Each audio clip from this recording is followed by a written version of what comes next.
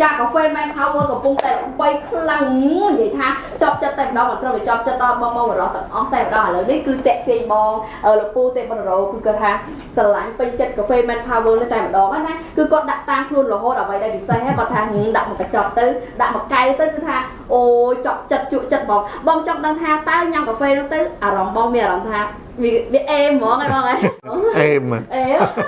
គឺគាត់បានប្រើអនុវត្តជាមួយនឹងកាហ្វេ Man Power នេះគឺទទួលបានផលមានកម្លាំងខ្លាំងបាញ់ទៅដល់ចំណុចអវយវៈគាត់ហ្នឹងគឺថាធ្វើឲ្យដៃគូអត់ឲ្យសល់ហើយគឺថាអូយមានអារម្មណ៍ថាអូយក្តីសុខតែម្ដងអ្វីដែលសំខាន់ណាគឺគាត់ជាអាចបំពេញដល់ដៃគូរបស់គាត់ហ្នឹងគឺថាទទួលបានអារម្មណ៍ក្តីសុខខាងស៊ូពិតតែម្ដងចាតោះក៏បងប្រើទាំងអស់គ្នាណាចាគឺកាហ្វេនេះមានការគ្រប់គ្រងពីបងប្អូនយើងទាំងអស់គ្នាគឺថាមិនត្រឹមតែជួយទៅដល់អូនតូចរបស់គាត់ទេគឺវាជួយកាត់ពីបំពន់ទៅកលៀនគាត់លំពេងតម្រងនោមគាត់គឺថាល្អខាងតែម្ដងតោះក៏មកប្រើទាំងអស់គ្នាជាមួយនឹងកាហ្វេមែន